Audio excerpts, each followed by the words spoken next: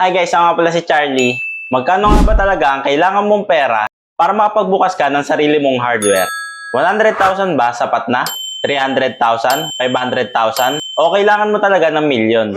Sa video na ito ay pag-uusapan natin kung saan napupunta ang puhunan ng isang hardware. From renta ng pwesto, renovation, shelves, hanggang sa pinaka-importante, ang inventory o paninda. At sa dulo ng video, bibigyan ko kayo ng sample na computation para makita natin kung magkano ang realistic na starting capital. Pero bago ang lahat, kung di ka pa pag-subscribe sa channel, kaya mag-subscribe ka na. And pakilike na rin ang video na to. So tara guys, simulan natin.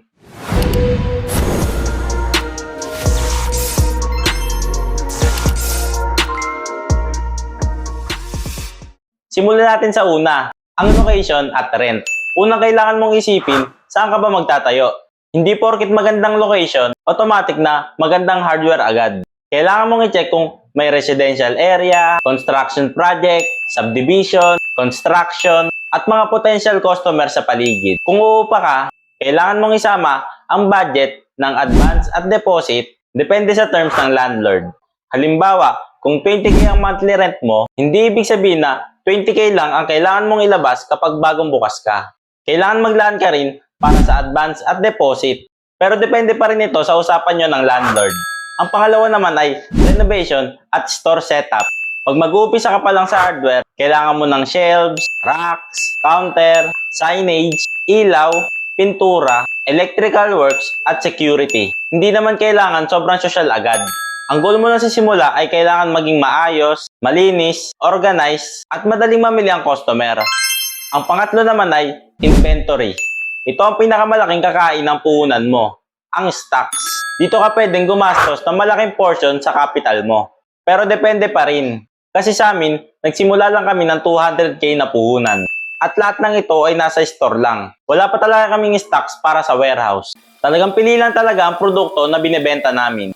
At kabilang dito ang mga produktong mabilis umikot, kagaya ng painting supplies, electrical supplies, plumbing supplies, mga pako, alambre, construction material, PVC at fittings, at basic household repair items. Ang importante guys, huwag mong isipin na kailangan mo agad ng lahat ng klase ng produkto. Kapag tumagal ka na at kumita na ang hardware mo, saka mo dagdagan ang stocks ng produkto mo. Ang pang-apat ay capital. Ngayon guys, kumuha tayo ng sample budget. Halimbawa lang to guys, ng maliit o katamtamang hardware. 60k para sa renta, deposit, at initial occupancy expenses. 50k para sa renovation, shelves, counter, at signage. 200k para sa initial inventory. 40k para sa permits, POS, supplies, at miscellaneous expenses. 100k para sa emergency working capital. So, nasa 450k ang sample starting capital. Pero tandaan guys, sample computation lang ito. Pwedeng mas mababa kapag maliit ang pwesto mo at focus ka lang sa inventory. Pwedeng mas mataas naman kung malaki ang store mo at mas malawak ang products. Ang number 5 naman ay, magkano ba ang recommended capital? Kung ako ang tatanungin, huwag mong isipin na ang tanong ay, magkano ang pinakamababang puhunan para makapagsimula? Mas magandang tanong ay, magkano ang kailangan kong kapital bago makapagsimula at may pang-ikot ba ako pagtapos magbukas?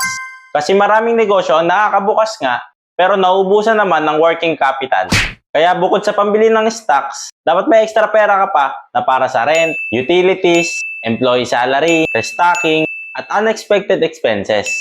So kung nagpaplano ka na magtayo ng hardware, tandaan, hindi lang presyo ng paninda ang puhunan. Kasama din dito ang location, renovation, equipment, permits, inventory, at higit sa lahat, ang working capital. Kung gusto ninyo, sa susunod na video ay pag-usapan natin kung paano ba palaki ng maliit na hardware. Sana ay may natutunan kayo sa video ngayon. And kung nagustuhan na itong video na ito, ay pakilike na ng video na to.